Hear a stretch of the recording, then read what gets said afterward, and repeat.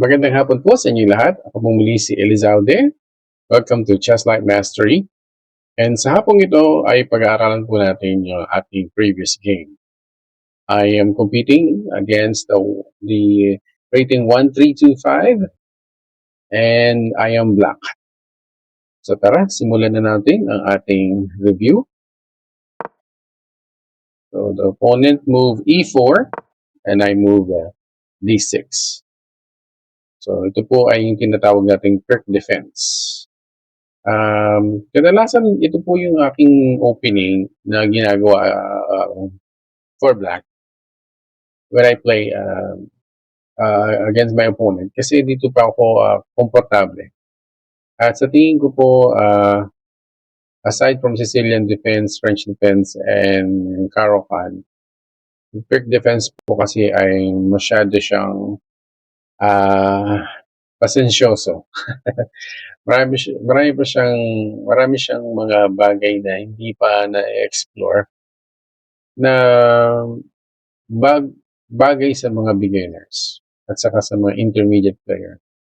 So tara, simulan na natin at i-analyze natin yung tira. So tumira ako ng knight f6, knight f3 ang ating opponent. Natake niya ako sa e5. Medyo inaccurate dito kasi kakainin ko lang po yan. And then, kakainin niya rin po or mag-respond siya. Ang yan, nagkaroon ako ng blunder sa una kong response. Akala ko kasi, makakakain ako, makakabawi ako. Hindi pala. So, nakain yung kabayo ko nang walang kalaban-laban. So, I moved my pawn, h5, to attack. Meet na lang siya, and then attacking ko yung queen. So, sa madalit salita, pag-exchange ako para magkaroon ng H file na open and mag-alangan yung opponent na mag-castle sa kabila. So, sa tingin ko, lamang pa rin siya sa akin sa lahat ng angulo rito. May queen na siya nasa gitna at ako ay tuluyan lang dumidepensa na ngayon. Nag-develop kami ng mga minor pieces and major pieces like this rook. Natake ko na lang yung queen kasi masakit sa mata sa gitna eh. Check muna siya, tunahin ko. Umilag siya. Attacking the c-pawn. So, dinipensahan ko ng queen. Castle siya. At tinutukan ko na dito. Sa tingin ko, medyo wala namang problema sa plano na to kasi may plano ako mag-castle at lalagay ko yung rook dito. And then, after maka-free up ako dito, pwede rin akong pumasok doon ng queen. Sa madaling salita,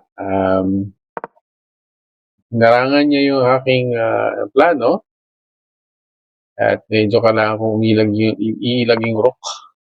Alis tayo dyan. And then, inatake niya na naman ako ng queen. Dinipensahan ko yung rook. So you can see, alam ko yung gusto niya mangyari. Atake siya ng kabayo, which is a very good move. Ilag natin kasi lamang na siya eh. Huwag kang makikipagpalitan kapag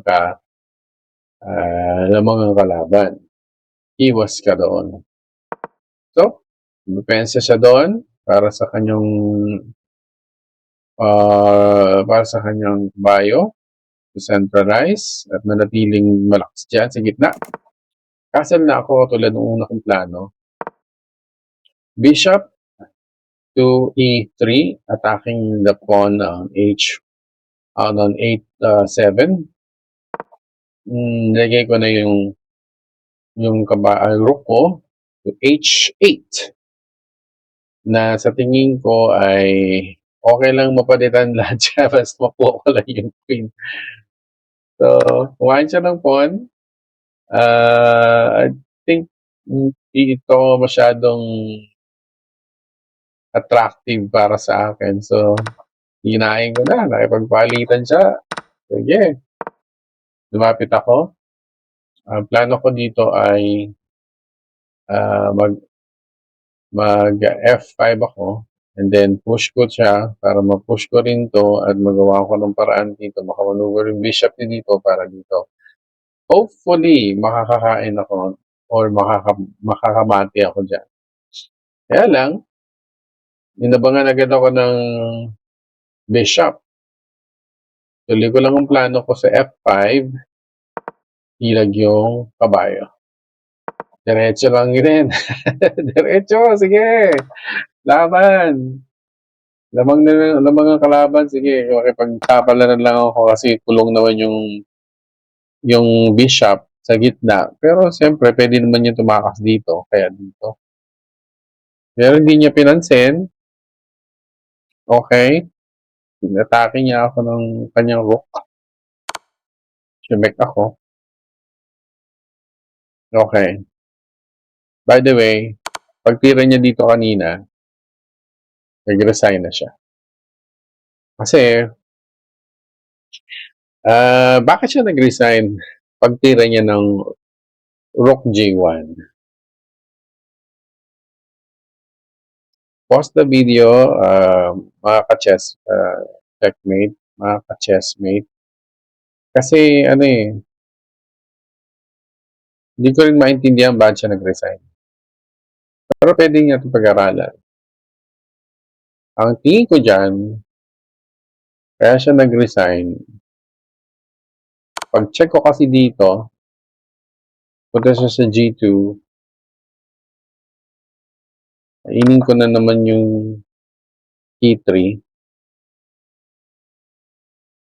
Kain niya, let's say, lamang na ako. Makakain ko na to. Diba? Pag pumunta siya dito,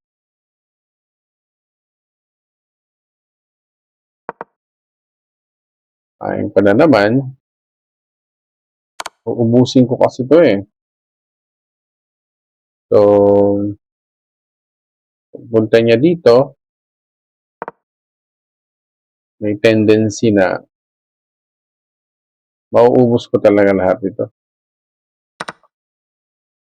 So yeah, that's the reason why nag-resign po yung ating opponent. So yun lamang po ang ating lesson ngayong hapon na ito, playing defense. And I hope na meron po kayo natutunan sa ating laro. And write down your comment and your suggestions para po tayo mag-improve sa ating mga games. At sa mga grandmasters or international master na nanonood ng video na ito, please comment po sa baba at para ating maintindihan yung mas malalim pang analysis sa game na ito.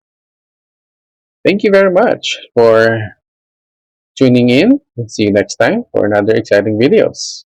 Paki-like lang po and subscribe sa ating mga kaibigan ng channel na ito. Hanggang sa muli, bye!